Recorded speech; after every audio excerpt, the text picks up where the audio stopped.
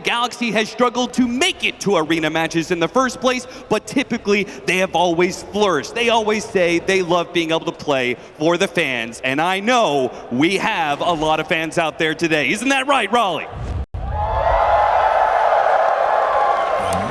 Definitely going to be one of the favorites here, especially if they can make a deep bracket run. I think everybody is always excited to see what this team can pull out of their pocket, and game one, leaving nothing behind, right? Just going back for that Ghost PA, this to me has been his best hero on this squad. Now this hero did get nerfed a bit, but if there's one player who can make it work anyway, it is this man right here. And this is a team that knows how to play around the Phantom Assassin. Even if the game is maybe not favored for them in terms of going into the Ancient Apparition in that late game, we saw how much the panel liked that AA 80% win rate.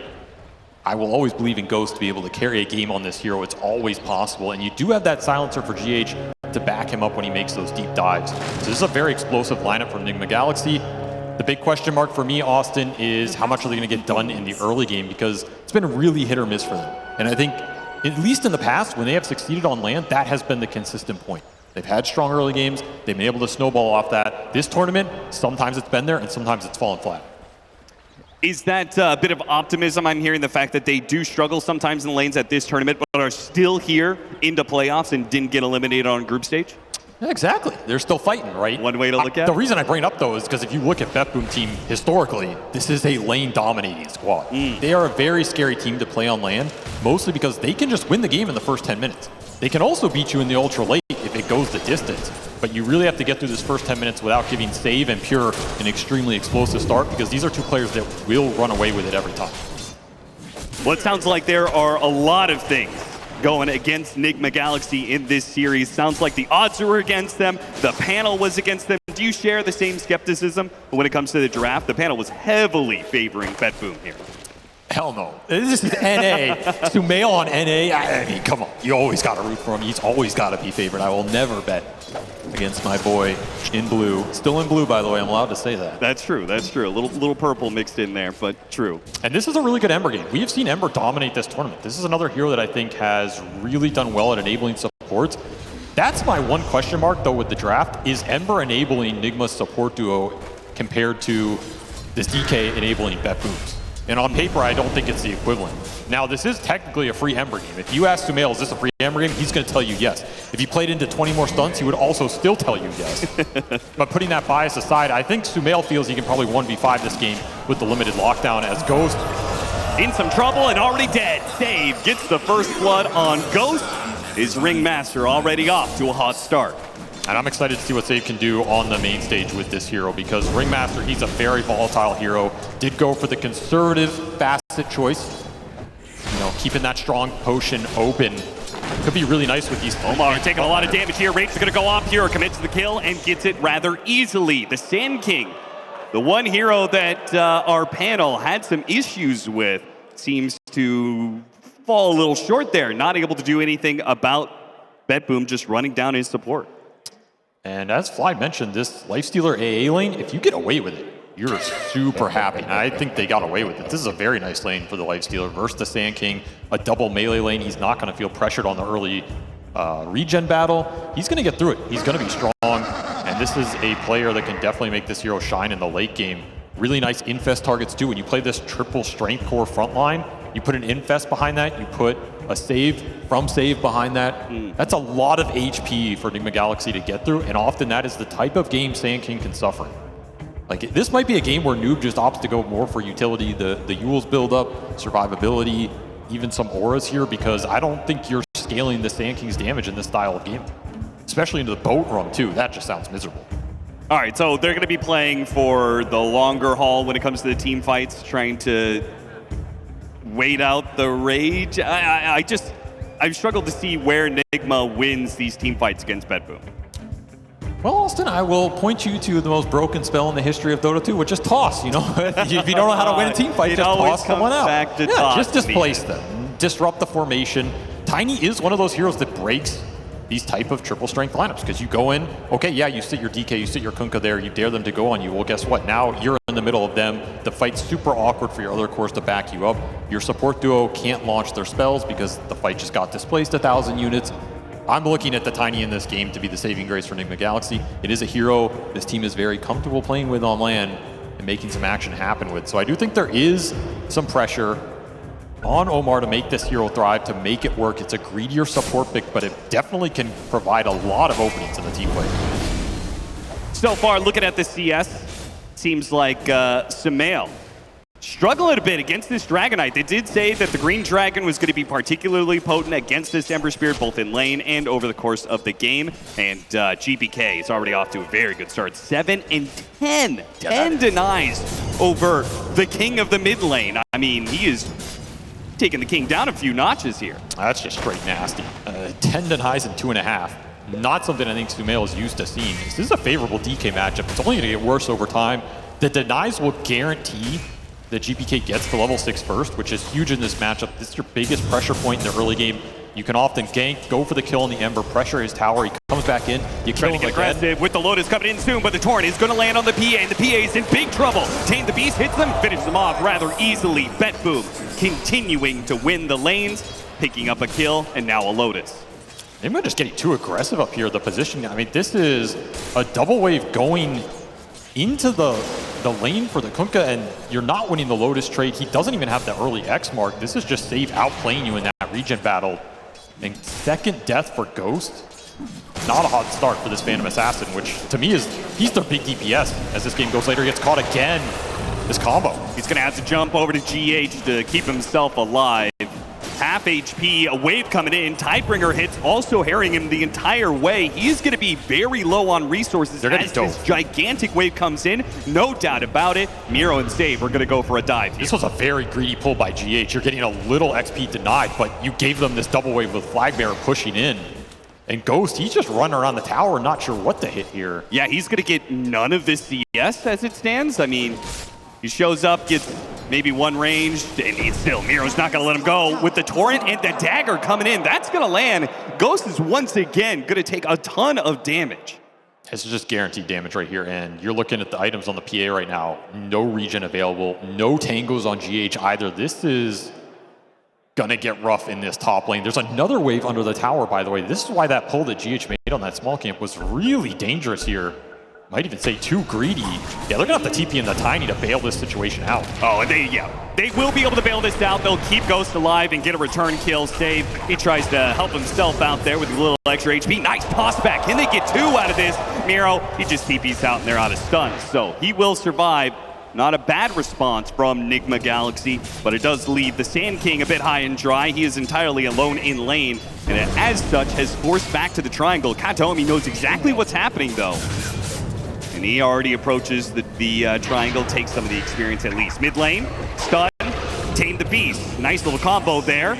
A lot of damage if he hits the dagger or the breathe fire. Either one will do the trick. Sumail falls in the mid lane, and BetBoom just seemed to grow a bigger and bigger advantage in the first 5 minutes of the game. Nigma Galaxy are going to have to do something about this mid lane. This is just getting out of control. GPK up to 22 and 17. He is a full level ahead of the Ember right now. This Ember is nowhere close to 6. That DK form right around the corner for Sumail. He's just going to have to TP back in mid. You need a toss back on this DK. You need it in the next minute here. Again, release the pressure. The Torrent lands, the X back into Tame the Beast in the top lane. Ghost, he's going to be run down. Blood Grenade and the daggers just keep on slowing him down. Well, the mid lane toss back into the tower range. GPK. Nice Blood Grenade to slow him down, but it's not enough to save him. The Slight will finish him off, and now the Curse to slow down Kataomi. Nigma Galaxy are out of gas, though. They can only pick up the 1. That is well worth it for Nigma. Trading the PA, yeah, you don't want a third death for Ghost, but this was a must-have kill. The catapult's going in mid, DK about to hit 6. There would have been a massive pressure point if BetBoom could have taken advantage of it. We'll relieve some of the early game pressure here, buy some time for this Ember to come back. Is just going to find the solo in the jungle, running into GH. Support on support battle. Save comes out the better for it. Yeah, he's looking for a 6-minute power rune. Still have this DK6 that's going to be ahead of the Ember here. That's the crazy part, even after that kill. Sumail, he's just going to have to chains and pray that it's bottom lane, and it is. He gets an arcane rune. That is a massive turn of fortune for Sumail, who needs every bit of help he could get. So Nigma have to make a decision. You did get the power rune. Are you going to try and defend this mid tower, or are you just going to give it up and try and create pressure elsewhere? You're likely not doing it into the lifestealer lane. So you either fight mid, defend against the DK, or you go top and gank the Kunkka. You're gonna have to make the call quick here. Yeah, it seems like they were trying to rapidly get Sumail to level 6, but he's so far behind. They cleared out a hard camp, and he's still not there. So he's going to come back to this mid lane, low on resources, and still not having his ultimate. GPK, he just set this game up on a platter with the early lane. There's going to be some significant tower pressure. Could look for another toss back here. And they're going to bring Noob over as well. Vanguard already done on this Sand King. He rushed it, had a couple of stacks. Honestly, his laning phase has been the best of everybody's. Somehow he got sacked versus the Lifestealer. Yeah, I was about to say, him being the best of everybody is probably a bad sign That is for Nigma Galaxy. What you wanted here. They will split the Wisdom Shrines. Okay, I mean, that is a win for Nigma. Yeah, it seems like BetBoom kind of taking their foot off the pedal here. Seemed to slow down the pace. I would have expected, with the way the first 5 minutes went, that they would have been, you know, trying to attack the enemy shrine, see if they could take that away, or that mid tower would have fallen by now. But somehow Nigma have managed to stall things out just a bit. BetBoom still up by 2K. A lot of that is on Pure. He just has an empty lane down here. There's no pressure going into him. This is a big win for Omar, though. Again, the Tiny is the linchpin of this lineup, so you need as much early XP on the Tiny as you can get. Need him activated as much as possible and just defend these towers right now as BetBoom trying to find an assault somewhere. You do have Boat up. You do have another DK form in 15. And you have a free farming Lifestealer. So you can play a little passive here. You can go for another tower push, looking for the 8-minute power rune, and they get a pretty dang good one, this haste. I mean, this just makes that tossback play even more difficult around this mid-tier 1. Yeah, it just feels like this mid tower is guaranteed at this point with all these heroes from BetBoom swarming into the mid lane, combined with the haste rune. Again, the Dragon Tail into the dagger, it just keeps on coming. They've got a really nice setup for this Ringmaster. Jumping to the back line. Katomi a little bit out of position there, but Sumail couldn't quite finish him off. The Pro Strike comes in from Noob, but it hits the Dragonite. They're going to try and get that toss back into perhaps an epicenter, but he gets Dragon Tailed up. And the AoE damage is seemingly not quite enough. Now with the boat coming in, that's going to finish off Omar. Sumail has to use his Remnant to try and dance away, but with the X holding him down, he couldn't jump away to safety. That's such a hard fight, especially with Noob canceling the epicenter, has to try and reposition, doesn't get it off. That's your biggest damage spell. Again, the speed on the Dragonite just makes that tossback play so difficult, and you're not killing GPK without it. Noob now left to defend this tower alone. Will wear out that DK form. Will BetBoom let him sit here? It appears they will. Katomi is so close to level 6 as well. So the X and the Dragon Tail stuns are great setup for the Ringmaster as we've seen through the laning phase. But eventually those are going to lead into much deadlier spell in the Ice Blast. And that is GPK's role in this game. Rush the blink, set the supports up. There's your team fight. They're on a decent pace for it. Would love that 10-minute power rune on the Ember here. That is something that could push Sumail back into this early mid game. Surprised this tower still up. Yeah, the Ice Blast now. They're going to try and chain the ultimates, and they will do so beautifully. Man, you get that kill with the melee form on the DK, you're super happy. 20 seconds on the Ember. This A ult's going to be up in 45. You're not losing anything on the map here. He's just beaten into this bottom tower. Not a lot of pressure going into BetBoom right now. They can just do whatever they want.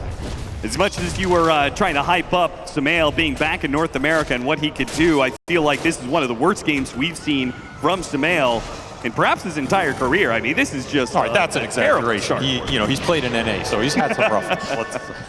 Let's not get down there. Oh, slight change is an opportunity. Surely they got to go after this. Toss forward, say, trying to disjoint a little bit of AoE stun damage, but it does look like he's probably just going to get run down. Not much help coming his way. They split up, so they only lose one of the supports in the process. And the upside, that's a 4x kill streak. 500 gold for that kill. That's true. Do give up the rune. Amplified damage there for GPK. That would have been the big one for the Ember. So it does cost you a little, but you absolutely will take that kill.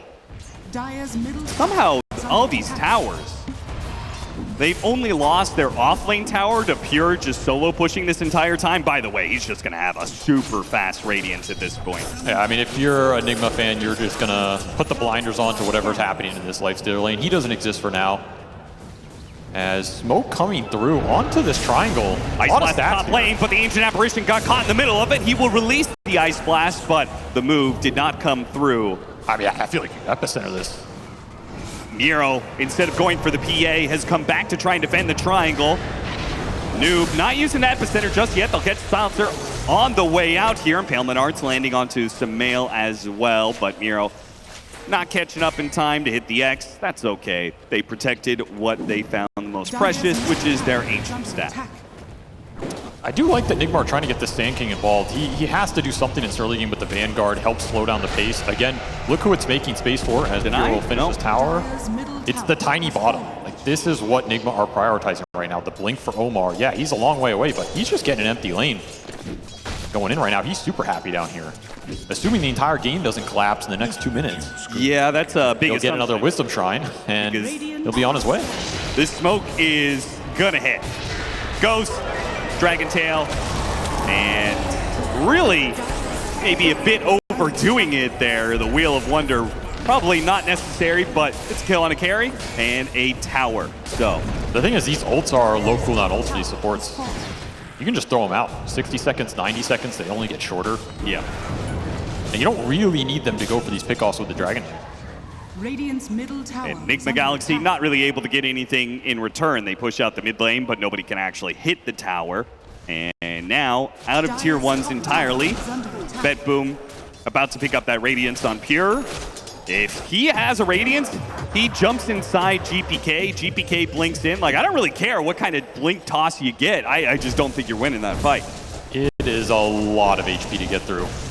And you're gonna, again, you have to look at where the damage is gonna come from in this Nigma lineup. It's supposed to come from either the Tossback or the Phantom Assassin. I think we both agree it's not gonna come from the Phantom Assassin for a long time here. No, he is. So you just have to execute those fights really well. We've yet to see a global silence in this game.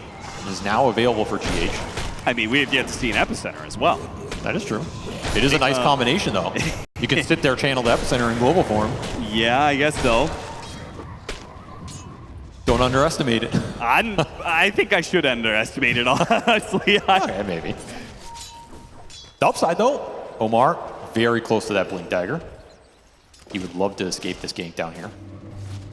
Oh, are they going to see him on the Lotus? The issue is this is a smoke designed to go into that Wisdom Shrine, even if it misses. Yes. 14-minute Wisdom Shrine about to activate. Nigma, they seem to be kind of setting up to defend. I'm not sure if they fully realize what's coming their way. Noob, he's going to be the victim of it, it seems. The GPK is going to lead the way. Burrow Strike away. Global Silence instantly going off. GPK making sure that his core gets on out of there. It is still going to be the Wisdom Shrine taking in the bottom lane, and they're going to go and try and protect their own on the other side of the map. GH, he runs in, recklessly trying to take it himself. Will not be able to do so, and will only give more gold to BetBoom. He is less than a second And look at that, they stop some of the other TPs. They know their 2 supports were enough to be able to get that kill. The cores stick around the bottom lane, and they pick up the kill on Omar as well. That Blink Dagger is delayed yet another minute. Space for Ghost, an optimist might say. Yeah, we'll see how he does with that space. He is working towards that Battle Fury and is just about to pick it up. A 15-minute Battle Fury in your professional opinion, Avery. Is that a good timing for a PA? It's not the worst I've seen. Okay, well, there you go. There's a North American player for you. Yeah, in the sense of I've seen some really bad times.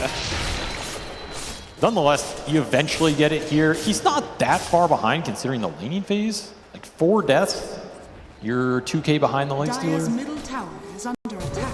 If he can get to a couple more items, right? Like if he can get a shard, right? The break mechanic is pretty good for this game. Oh yeah. He gets to BKB, he runs down some of these supports. I mean, a lot of their damage coming out from BetBoom is going to be off the back of the support. So if they can ever actually take them out at the start of the fight, be fantastic. Those supports about to getting a little bit stronger with the Tormentor being done. Kataomi will get the Aghanim Shard.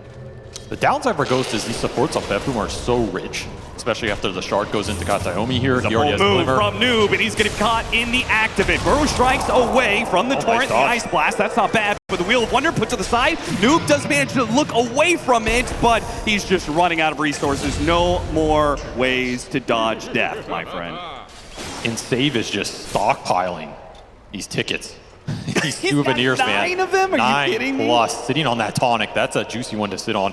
Just throw it on whoever gets jumped first in the fight. Yeah. You're going to ignore so much of the Sand King's damage. It's a really nice combination with the Rum coming through as well. Yeah, he's geared up.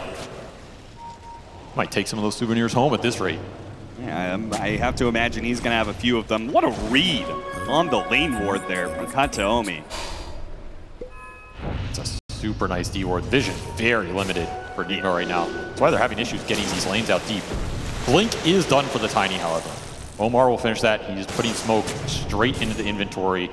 Blink Dagger done for the Sand King as well, and is gearing up for that Yules. So you have double Blink on the side of Nigma. This is kind of your time to make the fights happen. Battle Fury's done on the PA. If you get a good fight around one of your towers in a defensive formation, Ghost will be able to catch up on the map or be able to join that fight and clean up some supports. That's the ideal right now. BetBoom, you do not want to give that sort of comeback fight. Just play around your front line. And here comes the move. Noob and Omar push out the bottom lane, and they smoke up together. The issue is you have no vision to go to for this smoke. Yeah. It's just completely blind. You have a 1 ward on the Tiny here. Love to find a big core and take him down with the chain stun if he's isolated. Pipe already done for the Kunkka, though. That is just such a tough target to go into. I do not think they want to find Miro right now.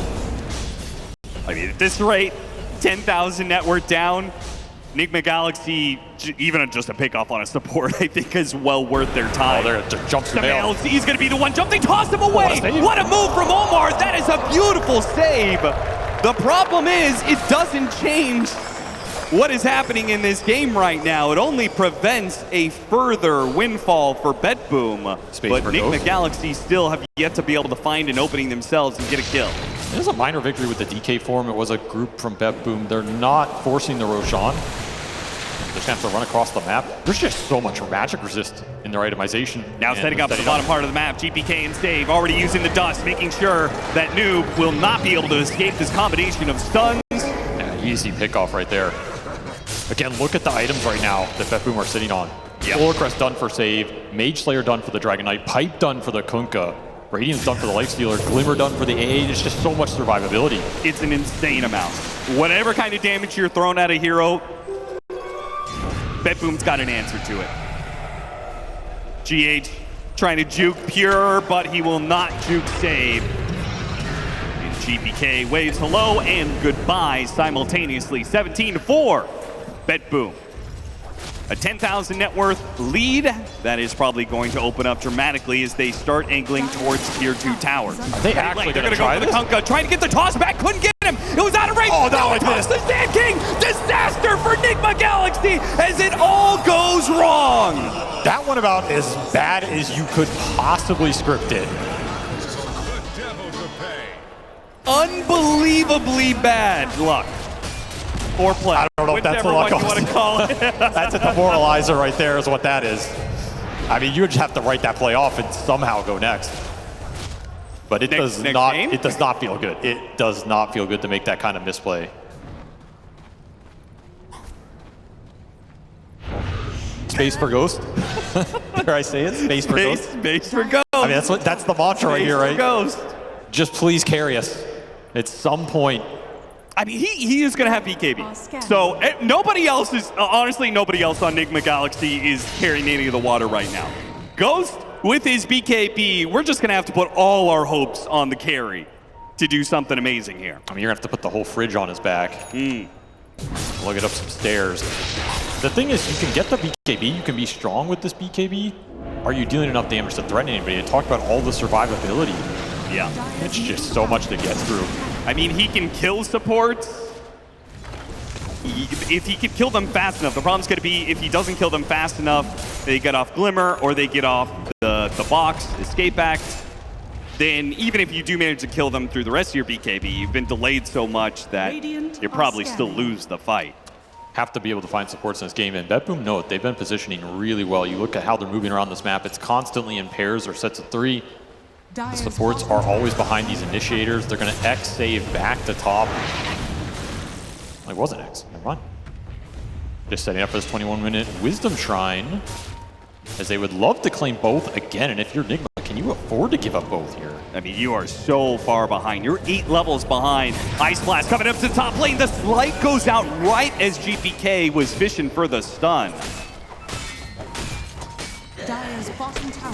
And Noob is, I mean, he has been doing, I appreciate the fact that he has just been boldly going into the enemy triangle time and time again to find farm. Austin, BKB done for the Hero, PA. they're going to catch him midway through his X. He thought he was safe on the low ground, but he's surrounded by 4 heroes. But the Pipe and the Blade Mail are doing some serious work. They had to use the BKB on Ghost to try and finish off this Kunkka. He is still not even close to death just yet. The boat is coming in. Ghost has used his entire BKB. A toss away once again from Omar will bail Ghost out.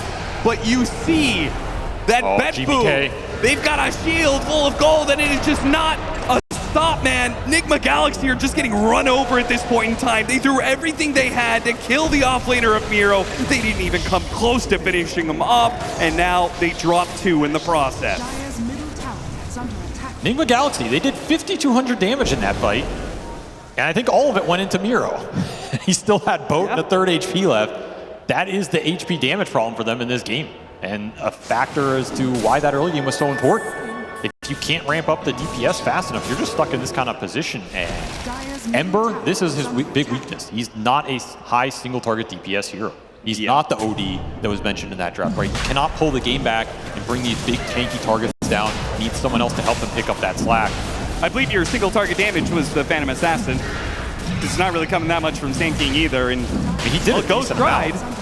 Honestly, he did an okay amount of damage. It's just at this point in the game, BetBoom are so tanky. And if you can't kill him once, what are you going to do about twice? Pure now has an Aegis. You can siege high ground with this super easily. Manta already done. We'll let you push the lanes in as well against the Ember. And the items, they just keep rolling in. Double Essence Ring as well on the Kunkka and the DK, just to add even more HP for you to get through. Make your life extra miserable here. And we should have an Ags on Miro, so add the extra Ghost Ship in there. Some extra DPS as well.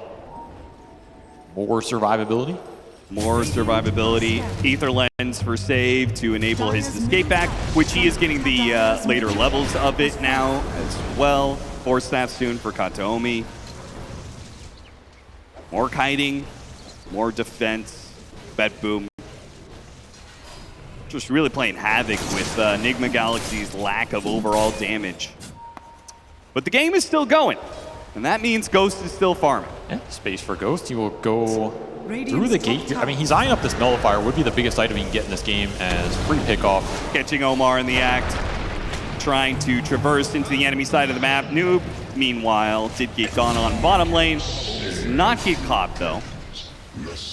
And Ghost seeing that information, I'm not sure if he wanted to help out Noob, but he says, okay, this is just a place that I can farm, I guess.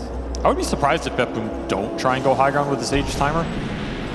Yeah, surely you don't let the Phantom Assassin get to a 3rd item freely. Yeah, I also think it's your best tool to go higher in this game, because you do have to think about the tossbacks whenever you're playing against this hero. You do have X Mark to counterplay it a little bit if they really want to be slow about it. But this is a good window to do it in, especially with how much you're controlling the map right now. The lanes are just not getting pushed out too fast for Nigma. Probably waiting on this Kunkka Ags and that DK form, and they'll decide to force it here. And then it's a question of, can you finish this Nullifier? I mean, he's nowhere close to this Nullifier. Never mind. Well, Ghost is in a position to cut one of the waves. The problem is there is a second wave that is pushing down to this bottom lane, so BetBoom can stick around here for a while. Look at that, he X'd them while he's in their base. All right. Because even if you want to run Pure, I'm going to put you back there. We are ending this game now. And Nigma Galaxy are making the choice to just give up the full lane. They're out farming on the map, trying to get whatever little gold they can, scrounging around for scraps on the table. It's not going to be a Nullifier anytime soon for Ghost, so it's got to come from the other cores, I guess. And that's an Aghanim Scepter for Noob. He needs another 1,000 gold for that. It's more damage. Yeah, it helps solve a little bit of the problem. Nullifier on the PA is the biggest one just because it lets you go on the supports here for Ghost, which could be an opening into the fight. You get rid of the Escape Act, you get rid of the Glimmers and the Force Staves. Removes a lot of effective HP from this lineup. That is a disgustingly fast MKD, being the 3rd item of this Lifestealer. Gonna chunk this PA. Absolutely chunk him if he gets to sit on top of him in the fight. And another lane here. How many lanes are you willing to give up? You have to fight this one, I think. Dire's middle I have a feeling they're not going to, but I mean, what has changed? There's nothing that has changed from the bottom lane of Barracks to the mid lane of Barracks. They have no new items. they have Yules on Tiny. Okay, is that toss back onto Pure? Doesn't stop him one bit. He Yules to dodge the X Torrent. That's your new item. New blinking in just to hit a Sandstorm, not actually going for the Lifestealer. 1 minute left on the Aegis. Toss back. They got him. And they do manage to get him. At the same time, the combo came in and blew up the Sand King. So now you don't have an instant stun for Pure. He's going to get out the rage and just walk it off. That was a lot of damage, though. Something. As this lane is just gone. Didn't take it fast enough. BetBoom will get what they came for. That Aegis only had around 50 seconds left on it anyway. And Pure, known for his aggression when he is in the lead like this, will call the team to action and for the final lane of Barracks. You can go for the tossback global here on one of these frontline targets. They're going to go for a smoke wraparound. Okay, you're aiming for the supports. Do not run into the Lifestealer. Don't run into the Kunkka. See if they can find the Ringmaster here. Tier 3's already gone, and they spot save. They're going to go after him. Toss into the Avalanche. He's already got out the Glimmer Cape. This is not good. Samael, he's going to give chase. The Epicenter being threatened by Noob up on the high ground, waiting for a response. Samael in some trouble. Dragon tailed up. Does manage to fly. Dodge Beam will jump into the Epicenter. Hits onto 2. Escape back on 1. Blade Mail on the other. They return all the damage back onto Nigma Galaxy, and they are not nearly as tanky as BetBoom is. Nowhere close in this fight. I mean, this game's just over. GPK, he's going to end up A at the toss fountain. back into the belt, perhaps. No, GPK already buying out the Ghost Scepter. Didn't even need it. Knew what was coming. Yeah, they The were going wheel to- preventing any retreat. Omar goes down. Pure, he's down to do a little fountain farming at this point. Why not beat your opponents when they're down, right? If they're not going to GG out, make them GG out. With some old-fashioned fountain diving. Wouldn't be an NA LAN without it, Austin. Exactly. I mean, it's only game 1 of a best of 3. Best to demoralize your opponents as best as possible. And I would say I would be thoroughly demoralized if I was playing on Nigma Galaxy in this game 1. This was a extremely rough one to play and watch. This has been a beatdown. And they're just Xing people back to base, too, so you can't even win these fights off chip damage. You have to just win them straight up. This will be Megas. They watch in futility as Megas should be claimed here. Nice 2-man burrow strike. It's something to work with here. Maybe they can get the Ancient Apparition. Turns around. Ice Blast. Escape back. Once again going off. Saving these heroes' lives. And once again, they find the targets. Theoretically, they find what should give them a win. But frankly, the reality of the situation is they are too deep in the pit. 100%. They got Ancient Apparition, so they won. Okay, it's that simple, huh? That's how the tournament's panning out. You can't beat this hero. He's just too good, does too much damage. He's the best 5 at giving you the kill threat in the game right now, and that seems to be what the meta is revolving around a lot. Can you bring these frontline cores down? Can you synergize with your mid laner and make space around the map? And do you feel good just making these little 2-3 hero combination plays? I mean, A is the king of that right now with all these frontline stunners. It does seem like it always solves the problem of, do you have enough damage? Yep. Yes, you have Ice Blast, right? And Nigma very clearly had damage problems in game 1 where they all landed on a Kunkka and couldn't even get him below a quarter HP. Yeah, that's how you know you had some damage problems in that game 1. So that problem has been solved most likely because of our Ancient Apparition. As long as those Ice Blast land, it shouldn't be a problem there. But what did you make of that last pick, Timbersaw? This is something that BetBoom picked once before in the group stage. They got a win with it. And Miro is a very good Timbersaw player. I mean, this is his signature hero. He is known for it. He's level 30 on it. He has, I think, over 500 games of this in pubs alone. He's a Timbersaw monster. I also think a lot of these Eastern European teams are Timbersaw specialists. They really love this dual offlane with the Timber. Going back to BetBoom, they were signature creators of that Timbersaw Lion lane, where they just constantly harass your carry down. It's a miserable experience. If this hero starts to snowball, he can still do some of those things we were used to seeing this hero being able to do. It's just he is a little bit squishier, and he is exposable in this game, not just because of the AA anti-heal, but there's a lot of minus armor, plus that tag team Nigma can throw into him and try and burst him with some extra physical. The smoke is going to be broken here. BetBoom are not going to be caught unaware. They will still get a 2-2 split on the bounty runes, but Nigma Galaxy did manage to find a ward. So early Century will help the Bristleback get to a faster level 2. Biggest thing Electrical. for Nigma in game 2 is just that they execute better. Draft can only put you so far ahead or so far behind. Yeah. Either way, you have to be able to execute at a high level, and they were just making too many mistakes in those little ganks of the team fights for them to win that game. This time they need to step up and needs to start with this laning phase. That laning phase game 1 did him no favors, particularly that mid lane matchup where Sumail just got completely owned by GPK. Yes. This time he's in a way more favorable matchup. He's the Dragon Knight, or sorry, he is the hero that can just sit there on the Sand King and push it into the Tiny, as opposed to him getting pushed in by the Dragon Knight the last time around. So he should be very happy, he should be free farming this game. That should give Nigma a lot faster of play creation around the map, as opposed to last game where they were waiting for the Ember to come online. This game, the Sand King should be able to pull them into that kind of position faster. He's still going to probably struggle a little bit in CS just because he's matched up against a Tiny in the first couple of waves, but as time goes on, Sandstorm, the Stinger, GH, he's going to get run down here. That's going to be your first blood. Miro already off to a great start on his signature hero, and side lane success continues for BetBoom. I think this was supposed to be one of their stronger lanes on the early levels at least. Maybe you feed a kill with this tough top trying to pull waves or something like that, but you just let this DK sit down here. I mean, your objective in this lane is, yeah, you can harass Timber a little bit early, but you're trying to get pulls off. You're trying to maximize the XP for the DK and the AA here. I don't think Nigma need to be too aggressive on this lane as long as GH is getting levels. GH, I think he just kind of overplayed his hand a bit. Yeah, nice. So. A little bit of fear. Deadshot pushing him back into Miro. Something to worry about. They do have a good amount of damage. Once they get to like level 3, level 4, this combination of Timbersaw and Muerta is going to be very high damage. Could see Miro going down to the level 2-3 timing if you can get a cold feet to proc. Yeah, Dragon Tail and the cold feet, classic. I mean, that's the thing about blood grenades. They always give you this kill threat, even on these tankier side laners nowadays. Especially you can get extra right clicks and run them down. And lane going in for Miro. He needs to play it safe here. He's pretty far out. up. Use it now. Dragon Tail and the cold feet with the blood grenade, slowing him down. It lands, yes, but the damage isn't there to finish him off. He's got full stacks on the armor. He's chilling, enjoying life, looking for that Lotus. Mid lane is, well, continued domination for GPK. He is winning these early waves pretty hard. Almost, well, Sumail catching up a bit, but some early denies for GPK will put him in a solid position.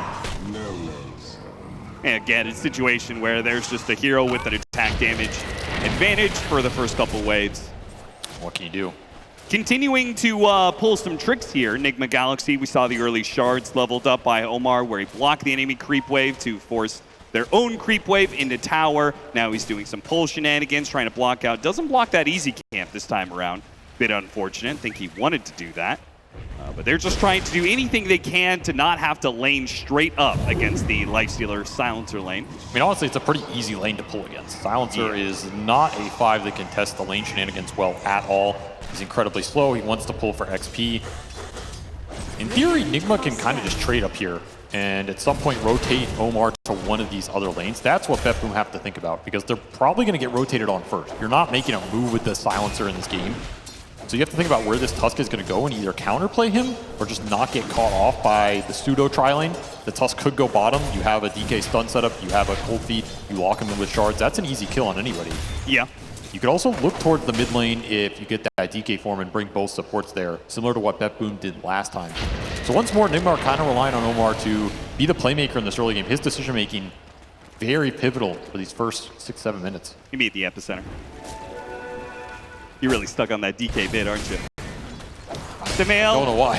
He'll pick my up brain. the bottle, Rue. Either, I mean, it's still a good idea. Like, as tanky as the Tiny could be, maybe they get a good start locked in like, with the Sandstorm. If you get the 6 with the Sand King, you can bring supports there. They can go to the 6 with the DK, though. If they tri-lane for the DK and they get those kills, and you get a fast 6, that is also a pressure point. But we have to be determined. I do like the Snot Rocket as well in this lineup. I think the extra minus armor could really add up in this game. It is one of the facets that can cause Tiny problems, can actually cause Timber problems just because of the kiting. Yeah. That's another factor BetBoom had to think about. They do have the Silencer counter pick and the Muerta. That's a lot of silence for Bristleback to deal with. That's kind of their main answer here. I do kind of question, though, is it going to be enough minus armor against a lineup that already has a decent amount of armor naturally, right? The Timbersaw with reactive armor, Stacks gets very high up there. Tiny with just his ultimate gets a bunch of baseline armor. Omar trying to do the pulling again. This time will be punished. BetBoom, they put together the pieces to actually stop the pulls, despite the fact that it is supposed to be relatively free. Omar still gets caught in the process. I think this is around the time you would have liked to have found a gank somewhere else on the map. It's not that easy. All these cores are really high HP right now. You're just not doing much up here for Noob anymore. He can just jungle, he can pull it himself, he can TP out. There's no stuns on that top lane. Maybe the death actually enables him to go into a different lane. They're going to try and go for Miro here. Hit him on the Dragon Tail with the cold feet. Trying to get the silence, gets it onto Omar, but they have the tag team with plenty of damage. Ghost walked out of it. It's a little awkward. They're going to run out of damage as a result. No, that shards. It kills Ghost interference, and now Miro's going to run down Omar on top of that. They go from getting a kill on the Timbersaw, maybe still able to, but GH, it looks like he's just going to get clicked down. Run down, buy save, one more shot. Does he has a dead shot. A dead shot. Oh! GH does manage to dodge over to the side there, but still the problem remains. Nigma Galaxy, maybe they've got a better draft for themselves, but the execution still seems to be off. That's a big Lotus to get, because the one upside of that is you took a lot of regen off. Maybe he gets Kataomi. Blood grenade slowing him down, takes a lot of damage from the Whirling Death. He leaves the kill to the Breathe Fire as he walks away. Miro's going to try one more Whirling Death to finish off GH. Does manage to get a counter kill out of this situation. Sumail, he's made his way across the map slowly but surely to get here. Miro trying to dodge away, but he does not have Timber Chain. Ghost just making sure he doesn't die to the Whirling Death. Hits the Dragon Tail, and now Miro should tick out. Eventually, he will tick out. Nice little rotation for Sumail. That's a high XP target to bring down because he was snowballing down here on the Timber. Oh, can he go for the Shrine as well? You absolutely can go for it here. Part of that rotation. You have the levels on the A to back you up on this play too. Yeah, with the Great Wave pushing into the offlane tower, it puts Save in an awkward position. His offlaner isn't here to collect the creeps, but he also needs to protect the Shrine. He's going to try and protect it with the calling, and then a dead shot to push Sumail out of it, but Sumail gets back inside of the tome, and now with the Sandstorm, it's going to bring Save down. He's going to take away this tome, but they will get some rebuttal. The Shrine goes over to Sumail. Sumail simply TPs out. That exchange wasn't worth it, Avery. They lost Ghost, their carry, but they do take away the enemy Shrine of Wisdom. I honestly think it's okay. Denying Wisdom Shrines from BetBoom here with a support duo that you really want this global silence up, and when you don't get that Shrine, it can sometimes be really hard to find the XP on the silencer. I think that's worth it. It's not as if Ghost was having an Omega good game anyway. Sure. He's laning against Timber. He's kind of just sitting down here farming. Sumail's very happy about that exchange. The Sand King's off to a pretty fast start now. I got a bit of deja vu, though. Didn't you say that in game one? Did Ghost have a terrible lane? He died for some sort of kill exchange, and you said, well, it's not that bad because his lane wasn't going that well anyway. I mean, you just got to keep creating space for Ghost, you know? Yep, that's true. Keep creating space for Ghost. Keep creating the space. Power Rune, 8 minutes. Arcane. A very nice one for Sumail. Noob does a really good job of protecting it. He did not actually have to take it. So Sand King is the biggest playmaker on the map right now. You have the Arcane Rune, you have the Epicenter. Still looking for some more items for GPK. In fact, they're just going to smoke him. They want to get him involved in this game. And looking at that Dragon Knight who just TP'd down here, 30-second cooldown on that teleport. He dies now, almost level 6. TP coming down, Omar. I think he knows what's coming their way, but do they have the firepower to be able to stop it with Miro? Pushing in, Save. He runs into the two of them. Dead shots back. TP goes straight for the Dragon Knight. They're TPing more and more heroes. A toss up, straight in the air. GPK looks to finish him off. Omar slowing him down. First strike on two. Sumail, he hits the mark to stop BetBoom. They're not going to be able to get the kill, and now they're going to be run down with a snowball. Still Donkey Infest. Help touch GPK. Extremely tanky hero that will not be brought down lightly. Ghost on the side, mowed down by the Chakrams as Miro takes his double and walks away. Oh, what Nigma wouldn't have done to have support ults in that kind of fight. We see it again, the lack of damage. They just cannot bring these tanky targets down. And a timely rotation from Pure with an Infest save to bail the Tiny out. Do you know why they were lacking damage the most, Avery? Sumail, he used his Epicenter to clear out Ancient stacks. So he didn't have it on that two-man burrow strike. Oh, what a change it could have been if he had an Epicenter there. Can you blame him, though? That was an Arcane Rune Epicenter to farm. Oh, yeah. No, it was well worth it. It's just, it almost feels like the Arcane Rune kind of screwed it. I agree. You have Epicenter there. It definitely lands. Might clean up a little bit more. Oh, they're taking away some of their stacks now. Miro, very low mana, but again, there's just too much HP to get through here. Epicenter up again in 10 Radiant's middle seconds. tower is under attack. Dire's bottom tower is under attack. 3-7, BetBoom up by a K here, so not nearly as bad as game one. Nigma Galaxy do feel like they have a little bit more hold of this game, a bit more back and forth. The biggest thing we're waiting on, though, is the support ultimates. They got the Shrine, so theoretically, they should have an experience advantage for their supports, but that bottom fight going against them means that the experience just kind of went back to BetBoom's favor instead. They do have a little XP advantage right now. Yeah, but like you said, you're waiting for support ults on both teams in this game. Not as much as the Muertas, but Global Silence, AE Blast, even Just this gonna punch. get on Deadshot, gonna be super important here. Can they push the Bristol back into Pure? They do not manage to see an opening there. Save holds on to the spell, takes the creeps instead. GPK sneaking up here with an Invis rune. Oh yeah, this is No way to find a kill without that Blink Dagger. an easy one-shot kill combination, perhaps, as GH is a much easier target. They'll have him pretty easily. His woes continue. Look at the XP. He is Tower is under attack. 9 XP off that level 6 on the Ancient Apparition. Just 9 experience, are you kidding nothing me? comes for free in this game for Nigma right now. Mar, Radiant's top tower You're closing in is on the under Blink on the Sand King. In fact, it's done. Level 10 Sand King with Blink Phase Boots at 11 minutes. Sumail is very farmed this game. God, the timing should just be perfect if you had Ice Blast. I mean, you'll have it off anything here, right? You just smoke up, look for the fight, look for the jump. You can kill anybody with this combination. And Sumail, he just smokes himself. He's not going to wait. He's gonna Lining up his go top lane. This is to a tough the target. top. They certainly do have the control, thanks to the Tusk being level 6 now, but the Shard's already being used. Makes things a bit awkward. Pure has the Infest. Nigma, they're going to have to execute this really cleanly. You cannot afford Pure to get off an Infest inside of a creep and reset. Yeah, they brought Ghost through the gate as well. He has DK form, so if you get a kill out here, it's going to convert into a The tower. Ice Blast has already been thrown up. Maybe they get vision on Pure through it, but it doesn't happen. Okay, spot him now. They can really try for it. Oh, he's already popped the They Infest. might commit. fortified.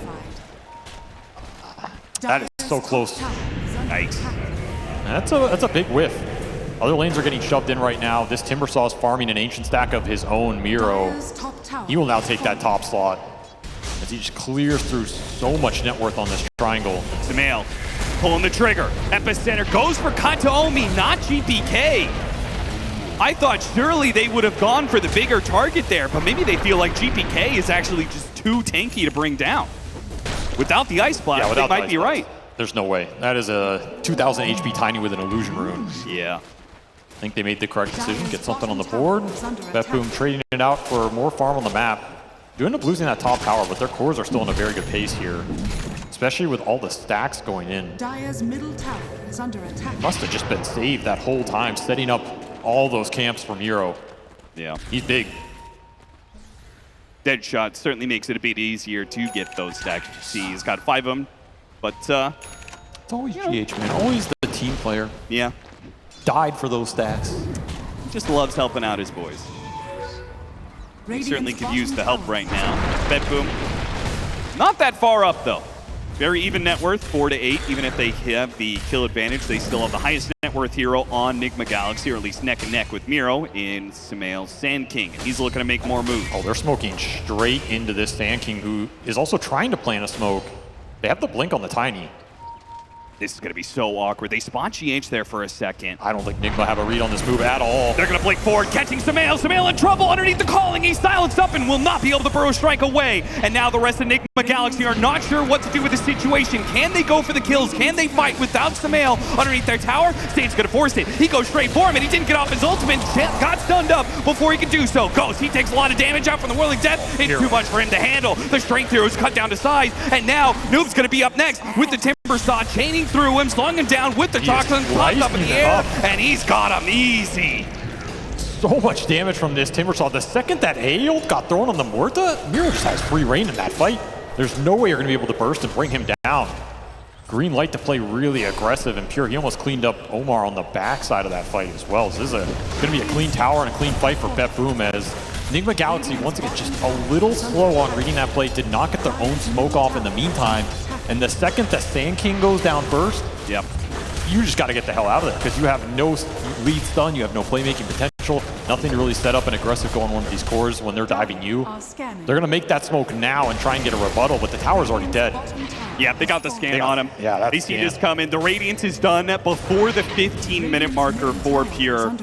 And the rest of the heroes will get out of the smoke range. This is going to be more wasted time for Nigma Galaxy. The best they can do is maybe they take Tormentor with this positioning that they have. At least they can get that. Feels like you have to go for it here. You can't just waste the amount of time you spent running down to this bottom corner of the map. Yeah. And so that shard, I mean, they've got decent ones between the Tusk and the Ancient Apparition. It ends up being the Tusk. Well, not bad. A little extra damage, a little extra farming capability. I think BetBoom are feeling comfortable with their position, though. Really nice timing on this Lifestealer Radiance. Timbersaw is continuing to scale. Miro thinking about the BKB versus the Ags in this game for the Timber. You can play off the barrier with the Ags versus the A, but you can also just buy BKB and ignore a lot of the damage in the first place. Sure. I think both are very viable options here. Both these teams just looking to play around the jumps on the mid laner. They're going to try and jump Noob in mid, tossing him back underneath the calling into the Whirling Death. Just beautiful setup from BetBoom. They are playing some clean Dota today. That damage is overwhelming. You cannot frontline with the Bristle this game. Absolutely no way. Even if you walk that off, you're going to get cursed. Not a fun spell for the Bristleback to play into. There's a global that is still being held by Kataomi. Could have even thrown out there if you're worried about an epicenter turnaround. Sure. And they were talking about how the Timbersaw is countered by the Ancient Apparition, but the Ags in turn is a very good counter for the Timbersaw against AA. Yep. He's not even going to go for that. He's just going to go straight for the BKB. Yeah, which At I don't that mind. point, kill the damage of the Sand King, kill the Ancient Apparition's presence. Timbers, he's going to have a free fight every single time if he gets that off. I mean, you have Punch for the BKB control this game. And it's the same for Pure. This Rage is an issue for Nigma. Yeah. You have one Punch, you can only throw it on one person. Which means Nigma Galaxy need better initiation. They're going to try and find that with a second Blink Dagger on Omar, but they're not going to wait for it. Three-man smoke up. Noob showing in mid and then joining the smoke. Last smoke? Yeah, they've used a the lot. Third in the last 8 or so minutes. Heavy committal to try and make these plays happen with the Sand King. And look at BetBoom. They're playing so far back. The sentry was already laid out behind the tower. Their ward has been spotted. Nigma Galaxy know about it. All they could do is deny the ward, maybe take the tower. They know that their initiation will find no purchase here. They've just found nothing off these plays. They've been a little slow, and the lanes have just done them no favors. There's very few heroes showing on the lanes when these smokes happen. It's easier for BetBoom to read. Rest of the smoke used to TP over to the other side of the map. Samael trying to set up here. A ward find anybody at this point. I mean, he's going to run into Miro, but he's not even going to see him in time. And even if he could, that's just not a kill. I think they can get lightly. Kataomi will be the victim of it instead. A 6th kill for Nigma Galaxy. They want these plays to work, they have to have the Bristle and the DK pushing the waves out. Because right now, BetBoom, between this Lifestealer and Timbersaw, they are not afraid to show on the map. They are not afraid to get lanes deep into Nigma's side of territory, and then your play just becomes that much harder. A Roche Horse seems ambitious here. That's a bold idea. Yeah, I don't know about that. That somebody called off. That's not going to be the play today. Maybe just testing the waters, you know. Put the idea into BetBoom's mind, make them worried about it a little bit. Though, Amp Damage Rune on GPK with Echo Saber done this tiny, he is doing a lot of burst damage right now. I would be surprised if BetBoom do not try and smoke with this. Yeah, he's going to back up to his support duo, and we'll see what they do here. It's a little low mana, but he has enough to combo somebody. He also has the Signet. This combo is just a nasty amount of damage right now. Basically, you're going to kill anybody you run into. See if Nigma can dodge this one out. It's their time to hide behind the tier 1. Both teams seem to have a pretty good read of when the opposing squad wants to get aggressive. Nigma Galaxy have backed away to their side of the map, playing pretty grouped up around mid, behind their tower, waiting for BetBoom to show themselves. They're trying to get the Sand King BKB right now. Sumail very close to it as Miro beat him there. BKB is done for this Timbersaw. If you can't start on the Timber, he is going to be a beast in that fight. You have some chain stun potential. If you can get the BKB on the Dragon Knight as well, then you have some tanky frontliners here on the side of Nigma. Can ignore a lot of the spell damage coming out from the supports and the Tiny. Same time, if you jump the Timbersaw, He's got a global silence and he's got infest. They have like some pseudo saves coming from the side of BetBoom. I can see where will they jump the timber, but it's just not enough. Sumail almost caught. Good blink before GPK could catch him there. Yeah, that club would have demolished him. Radiant's top tower is under Let's attack. get the DD out of GPK, which is worth something here. Trying to get a power rune of their own, but it ends up being top. Illusion grabbed by GPK. I agree, jumping this Timbersaw just does not sound like a recipe for success. You can't really A-ult him because you're going to get global unless you throw it preemptively. It has to be very fast. You might not get that chain stun off if you get global, which you need to bring him down. You need DK stun and burrow strike to land, basically. It seems like they're going to be pretty all in on a double BKB timing then. Maybe even a triple BKB timing for Nigma Galaxy. They almost have it on Sumail, but Ghost is not that far away from it as well. And eventually, Noob will build one, though he's going to go S and Y first. Remember, you can cast the AO. It's already been thrown. Yeah. But he has to be able to throw it, right? So to me, that says you're kind of making this short jump and then just instantly throwing the AO already. Yeah. Like you're not making this long distance pickoff play, right? I mean, definitely would be easiest if they could actually epicenter blink burrow and be throwing out the Ice Blast. Like, what are the chances that BetBoom gives you that kind of opportunity? I mean, they would be playing under some sort of ward, some sort of vision. They're playing very clean in this game 1 and 2. They're just not giving a lot of openings. They're playing very defensive. Just making sure they hit their timings, make a solid play with the timings. If it misses, whatever, take an objective, go for the next set of timings. They have S and Y on Pure. I mean, shout out to Pure. We haven't really seen that much of him on screen for this series because, well, frankly, the rest of BetBoom had been able to do so much. But Pure is very often playing alone on this Lifestealer, and I feel like he hasn't got caught once. He's just pushing in lanes solo, but has never actually been caught by a blink stun this entire time. And now they're going to group up to take Roche, and seemingly Nigma Galaxy don't have a response to it. They're going to A blast it. Spots up these heroes. Miro, he'll get a little bit low, but he should be fine. You have to back out, though, because you do it. They're going to A blast it. Spots up these heroes. Miro, he'll get a little bit low, but he should be fine. You have to back out, though, because how close you are to getting epicenter here. Yeah. You saw this tanking around mid. And it's a haste room for Sumail. This is huge. You smoke him up here. He has BKB. You can haste him down here. Yeah, he can actually get in position.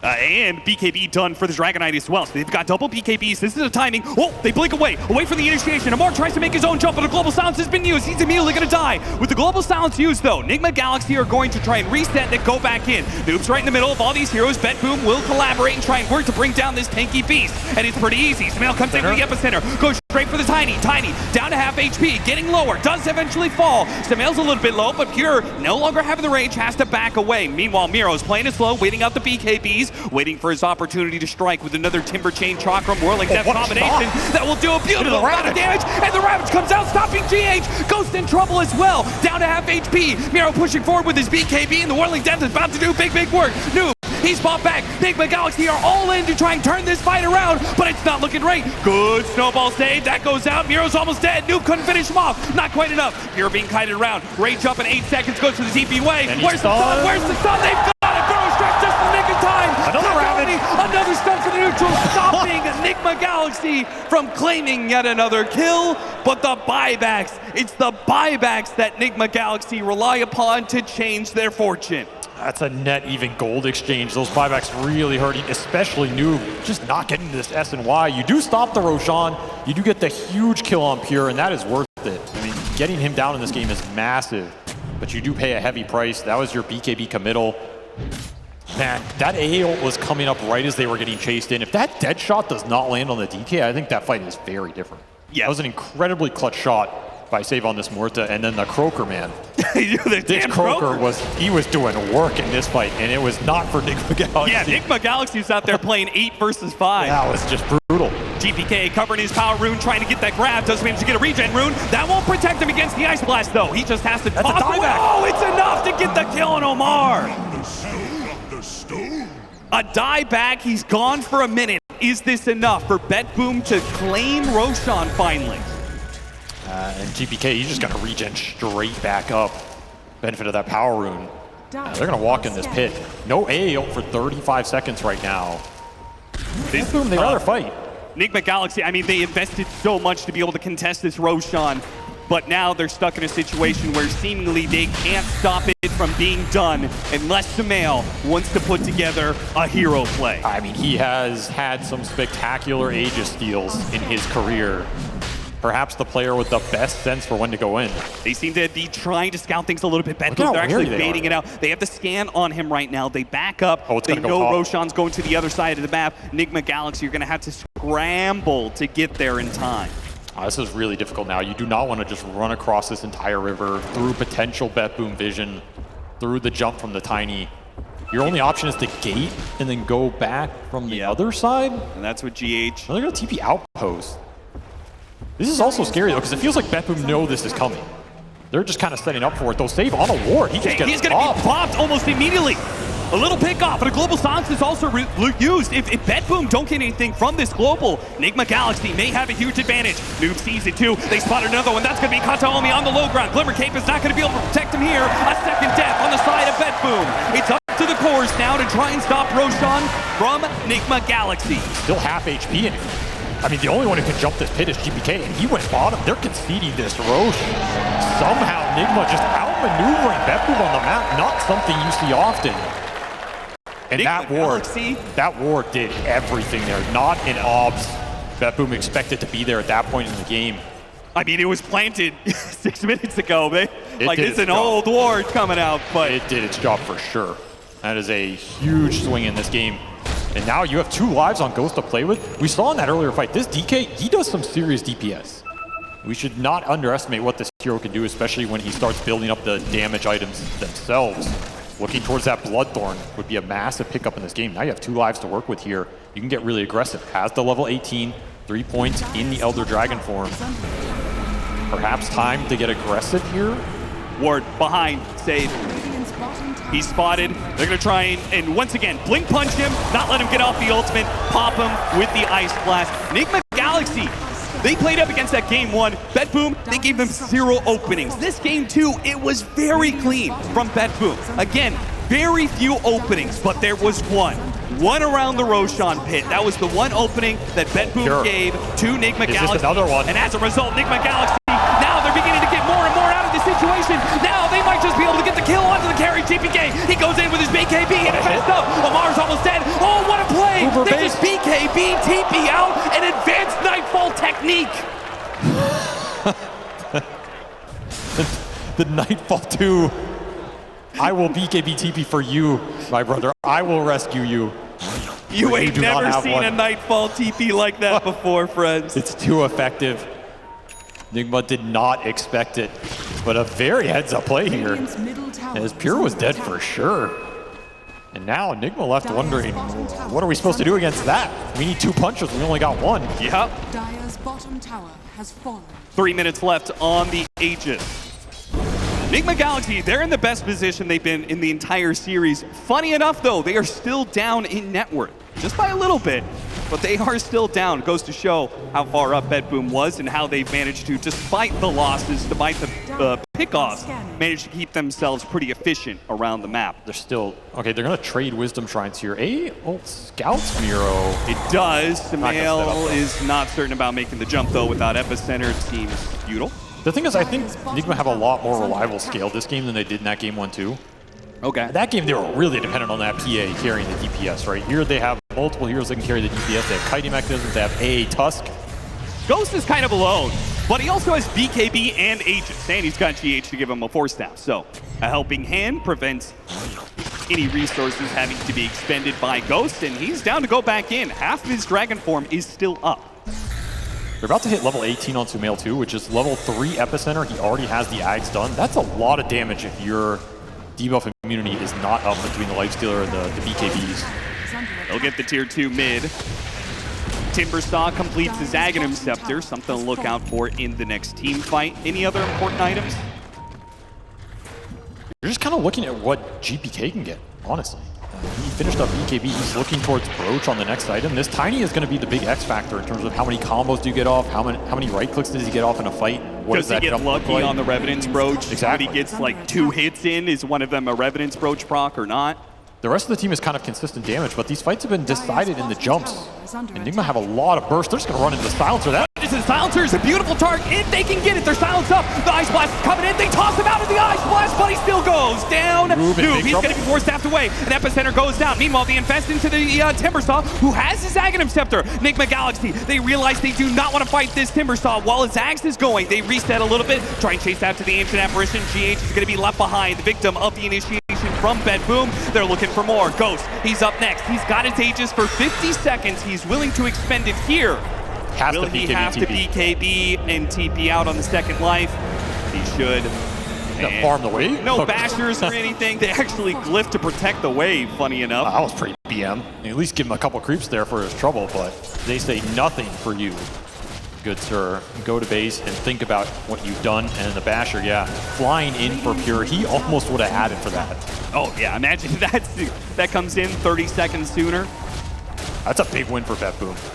Yes. They just stifled a lot of Nigma's momentum in this game. That was an Axe Epicenter that did nothing. Motivatos into a chain stun combination from the Tiny. BKB forced out. Global Stance does get used there from BetBoom, but another BKB put on cooldown for Nigma Galaxy. Still finding the initiation. Amar's going to go for the jump on the Lifestealer. Lifestealer, can they bail him out? Forced out, trying to get away. It's not enough. He was seconds away from being able to save his own life, but now he's dead, and now BetBoom are gone in this fight. It's 2 down.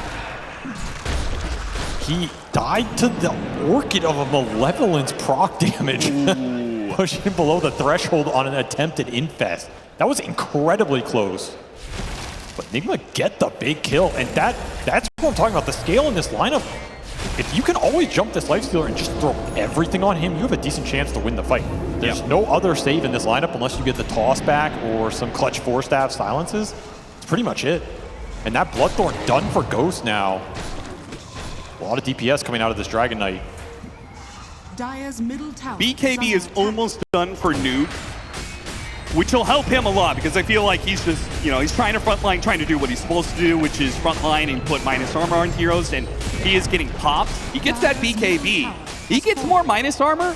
You combine that with Sumail's Aghanim Scepter, right? He's got the Aghanim Scepter with the AoE stingers that are going to be going off during Epicenter. That could add up to be a lot of damage because that stinger is physical damage.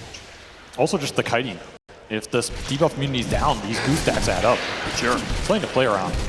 Still, I think these fights are about burst. It's about who jumps first and who finds a good target between GPK and the Tusk/Sand King for Nigma. And again, do not underestimate how much GPK can do right here. He finished up the Revenant's Brooch. He has Gunpowder Gauntlet. This is a one-punch man right here. He is going to knock somebody out. Yeah, and if one punch isn't enough, he's going to buy the shard to make sure he can punch as many times as he wants with that big old tree. I mean, I even wonder if at some point BetBoom opt to go for the aggressive infest jump play. It doesn't seem too appetizing, but it would let you output an insane amount of damage and just throw global on the top of it. The issue, I think, for BetBoom is they don't have chain stun potential. It's all in on the Tiny. No one else has this all lockdown. Yeah. Almost feels like you might need a Hex somewhere in this lineup, and Miro is thinking about it. Yeah, Miro already one step ahead. He's the only one that can build it, though, and it is a long way away. That's a risky move, Jesus. They're doing the Tormentor. All of BetBoom is right here in this corner, or most of them anyway, 4 of them. But they do not try and catch anybody from Nigma Galaxy. Nice shard, too. Sand King shard, extra damage here. Sure. Now, Whisper of the Dread on top of it for extra spell amp. We know how much Sumail likes his spell amp. This is a dead even game, 33 minutes. Very different than that game 1. Noob feels like the BKB is so good, he's queued it up twice. Not sure what his next item is going to actually be, but... hopefully not that. I think anything that he can just stay alive with. His spells will be impactful. It's almost as if the more he tanks, the better it is for Nigma. I'm not even concerned about what the Bristle does offensively. It's more, can he just tank a bunch of attention, maybe tank the Tiny Jump and survive? That could be the biggest deal. That would open up the fight a lot. I wonder if something like a Yule's or Aeon Disc is in consideration. Maybe. Like, as you said, you don't have to worry about the damage. Let your other 2 cores do that. Just survive. Just be a distraction. Not a huge fan of Aeon Disc on this hero, just because it kind of defeats his purpose a little bit. For sure, for sure. But anything that boosts his HP up, I think, will be nice here. You are getting a Shivas on the Sand King, so you're not too concerned about getting one of those. And Nullifier is going to be next for Ghost, who completed a Bloodthorn earlier. And he does have a Nemesis Curse. So that, it really stacks up to be a lot of damage. Any of these heroes gets caught out by some sort of stun, they get Bloodthorn, they're just going to get walloped pretty quickly. No matter how tanky they are, the 3,500 HP on the Tiny, 3,700 HP on the Lifestealer, these heroes can get worked down to size. Love the Pure going for a BKB next, so we're going to see the Rage, BKB, Rage again. Nigma Galaxy, they're going to be super reliant on initiation if that comes to fruition. I think that's why they're going for this Nullifier. You get the Nullifier Bloodthorn, you can jump the Timber, you can jump almost anybody. If you chain stun them before the BKB, or you can punch them right as the BKB comes out, that's a lot of time to bring that first target down. To me, it looks a little bit more reliable than BetBoom's jump with the Tiny going in. Probably no Infest. You're looking for a dead shot follow-up and then Global Silence. That isn't too effective right now. For now, yeah. Gleipnir is the next item for save. It's going to be a while until we see the Aghanim Scepter. I think you're mainly looking at that Hex on the Timber. That is what's going to let BetBoom play a lot more aggressive in these fights. That is a full Hex away. So Noob has finally decided what his next item is going to be, and it's entirely different than what we were talking about. It's an Abyssal Blade. Now, Abyssal Blade does build out of Sange now, so yeah, the it gives Sange you can a be lot very more effective. Gives you a lot more EHP than it used to, but they kind of turned it into more of a damage item as well. I mean, it does give you another BKB piercing stun, which has been a big theme of this game. Can you disable the opposing team during the BKB duration? I just don't see much value in it, to be honest. Like, I feel like he's going to get the active off once or twice in this game. Is he ever going to actually bash somebody? I kind of feel like that's unlikely. I mean, luck is a hell of a strategy. Might be the strategy that Nigma Galaxy is relying upon. They're smoked right now, too. Trying to get aggressive. Noob pulling the mid creep wave, making sure that doesn't get out of hand, while top is also being handled. Instant counter smoke from BetBoom. See if somebody shows on this mid wave. Radiance is off right now for Pure. They're going to let it go in. Oh, they are under vision right now. This could be very dangerous. Not the cleanest vision, but they know the general area that Nigma Galaxy is under. Imagine you get the Burrow Strike They right now. spot GH. That is the perfect target to bring down immediately. The Global Silence going to the dead shot pushed away Ghost. Global Silence still on the table too. So Nigma Galaxy, this is going to be a rough one. BKB forced to be used on Ghost, and with no Nullifier just yet, Miro's Aghanim Scepter allows him to just push away Nigma Galaxy. Nigma Galaxy trying to work to a high ground here. Work to somewhere where they can turn things around, but BetBoom, they're just following them the entire way. They got the bash to stop the TP. Samael comes in with the epicenter, yes, and it should be able to finish off Kataomi, but they immediately, BKBs, TPs out. These two will succeed as the Lifestealer was infested at this time. Omar's trying to stop the mid wave. Miro almost catches them in the act, but the Dragon Knight going down means that that was just not, I mean, I think it was kind of done and dusted as soon as the Ancient Apparition died, frankly. Austin, he had Aeon Disc. He had it disassembled and did not assemble it in time. Really? GH could have lived there. Just got caught off guard and was not fast enough. Ooh, He will have it this time around. I mean, imagine he puts that together. If he gets It's a off very the different Ice fight. Blast, that could Very be different fight. And those kind of smokes are really dangerous for BetBoom going into that stairway like that, because you're going to naturally clump and giving Nigma the high ground. That was a very risky move. Does pay off. Oh, running into GH again. There's that Aeon Disc. Got to force that. Trying to clear out the Roshan area. They'll finish off GH. That's another good pickoff. Put that Aeon Disc on a longer cooldown, 95 seconds for that to be up. And of course, BetBoom playing aggressive with that DK on the sideline. You will claim this, Roshan. I don't think you're contesting this without AA. No, certainly not. A shield rune on GPK just for good measure. They will manage to take the Shrine of Wisdom that was at 35 minutes, still up on the dire side of the map, so Noob takes that. It's a decent value. And they're going to give this Age to Pure. I mean, he's your high ground siege. This will let him play really aggressive, get a banner as well. Not too shabby. Sumail with the Shivas now. A lot more damage for him. A lot more survivability as well. They haven't really been focusing the Sand King, though. I think BetBoom are just going to take whoever goes into them first, jump it with the Tiny. Ghost gotta be careful of the burst damage that BetBoom can put together at this point in time. He gets tossed back into Miro's Whirling Death. That's like half his HP right away. This is also buying time for Miro to try and get towards that scythe. Just a huge item for them. Yeah. Yeah, that becomes a toss back into Scythe. Anybody dies. Everybody dies. Ogre Seal Totems across the board.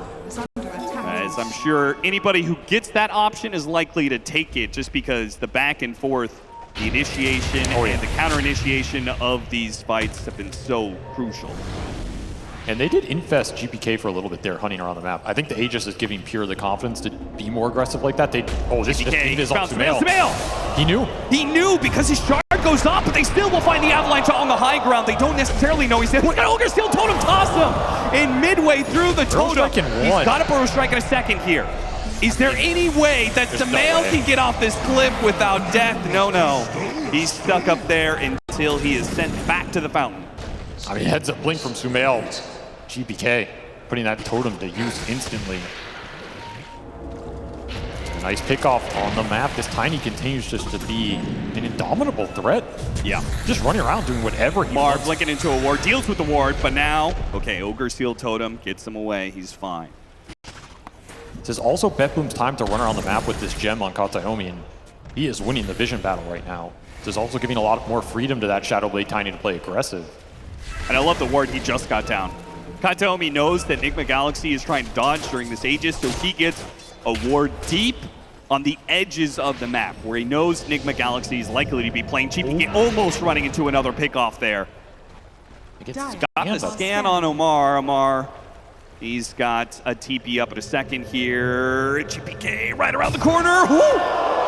Almost caught him, but Nigma Galaxy get away again. Now, the dangerous part is going to be, okay, BetBoom just showed in the top lane. Does Nigma Galaxy try and push out to bottom lane? And in the process, get caught by that ward. That is not a place they want to go right now. At the same time, the Hex done for Miro. That teamfight chain stun control is there. Oh yeah, they've got Abyssal on the Lifestealer as well. Yeah, it's really online now. Ghost Life just got way more difficult. You're gonna have to win the fight in these BKB durations. BetBoom's jump is way more deadly now. They still have 2 minutes on this Aegis. Radiant's top tower is under attack. Kind of hard to just jump the base blind. Yes, the one thing that's annoying for them, but if they find anybody outside the base, they are going on it.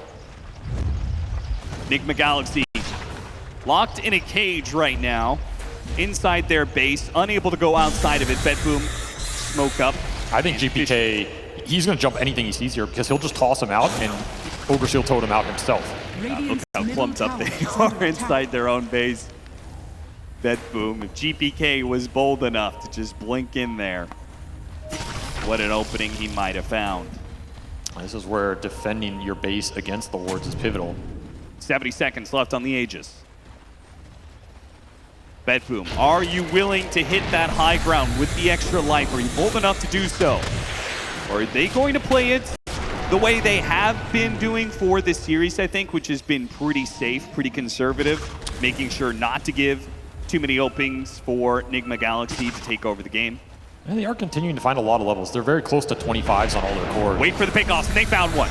Lightyear, into sight, into dead shot. Save coming in from Omar, but Sumail got off his BKB. It's not necessary. He's going to think about the epicenter here. Trying to get outside of his sandstorm. Back to base, back to home.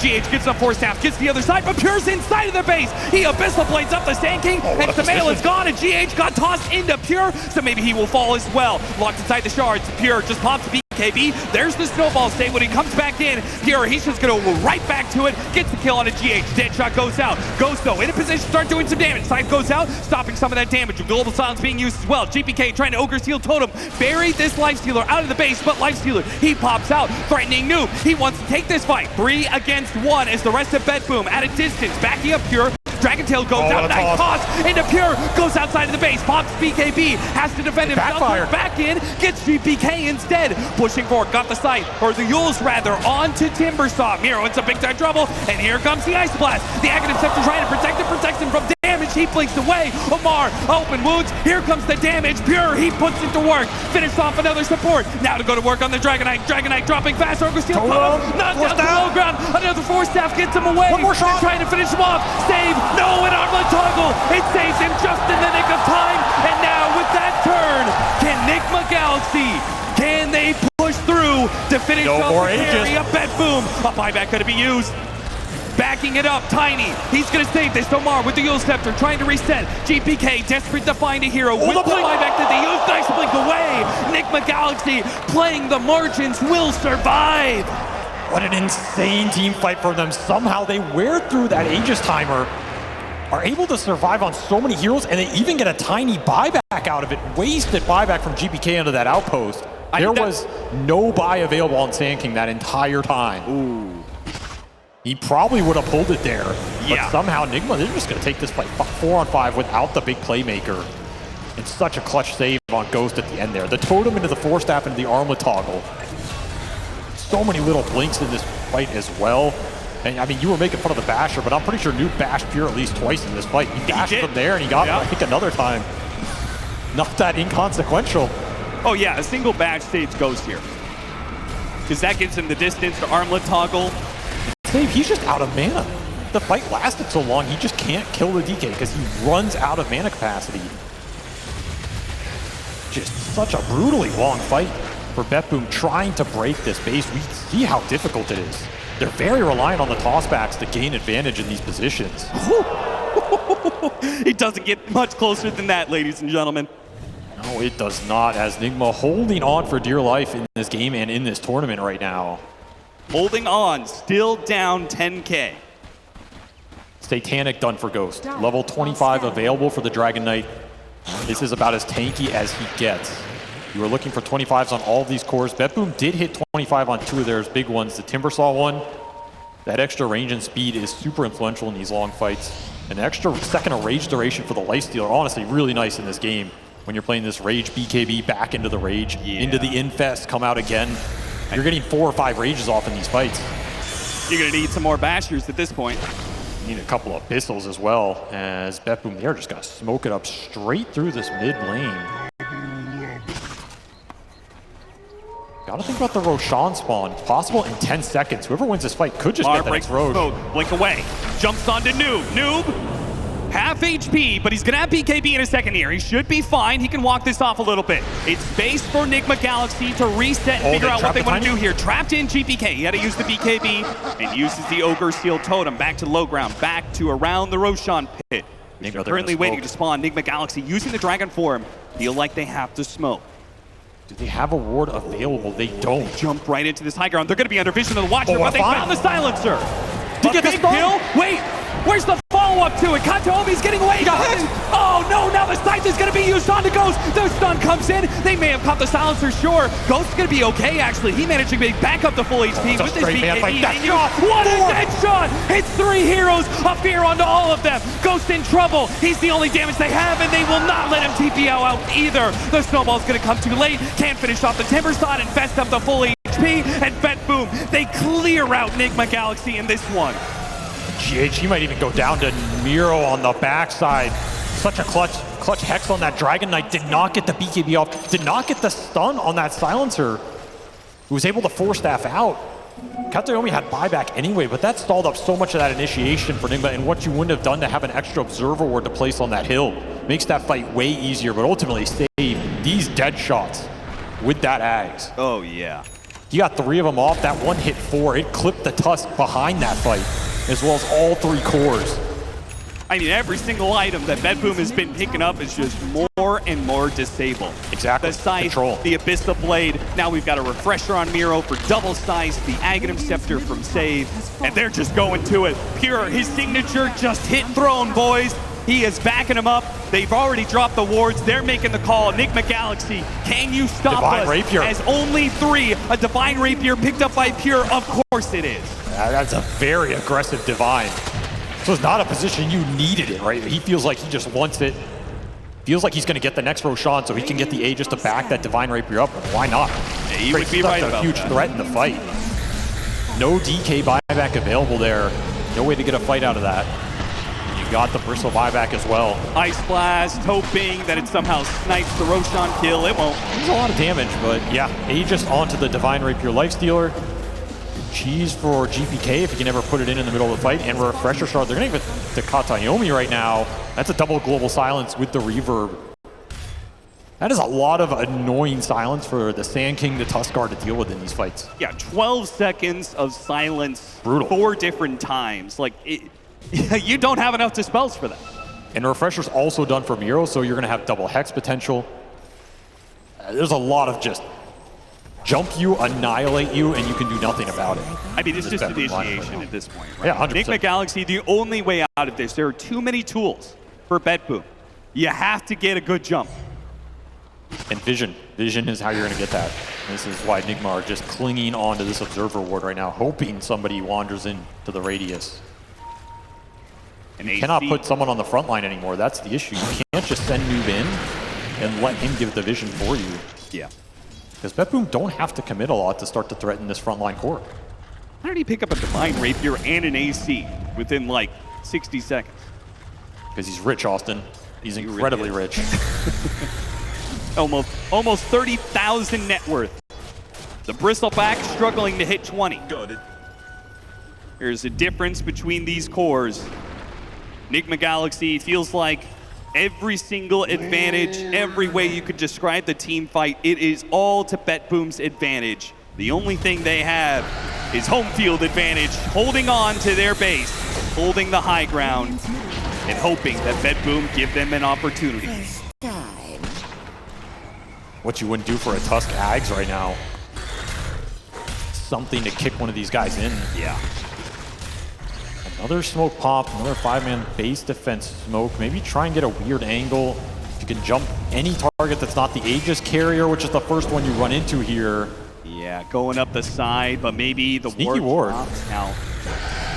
The Muerta is still smoked for a couple more seconds, but they're going to spot him in a second. They spot him, and Chain's done. They should be able to get this kill rather quickly. Now the punish comes through, though. Scythe is going to be used. They chase after the toss. Got a toss up in the air. Support for support. Slowing it down. Open wounds on the Ghost Dragonite. Pure, he's going to pop his BKB, start going to work. Chasing into him. GH with the Xeon Disc. He managed to get back to the portal area. It's a little awkward. Infest goes in, blinks inside of the base. They want this Dragonite dead. They're going to try and get him with the bashes here, but Ghost is pretty tanky with this level 25. Close to trees, though. He held the BKB. He didn't get it all. Goes down. He couldn't get out anything there with the Ice Blast, though. Maybe they can take out Pure. No! The Aghanim Scepter goes off. The damage stops, and they are just out of damage now. Put together once again by the dead shots. They just keep raining in. Stun after stun, fear after fear, and BetBoom will take over Nigma's base. Sumail just got stuck on the backside of that fight, fighting the Silencer and the Tiny. Couldn't do anything to help his team, and ultimately no BKB for Ghost there. He's trying to play patient, he's trying to hold it, but gets burst by this Timbersaw that is 10-1 and 16 in this game. Absolute monsters. No buyback available for Ghost, no buyback available for Noob. There is nothing to stop them without Epicenter, without their cores. Nigma Galaxy, as much as they want to be able to hold on, as much as they want to put a show on for the fans, it is impossible against BetBoom. An iron defense put up by BetBoom time and time again, giving Nigma Galaxy no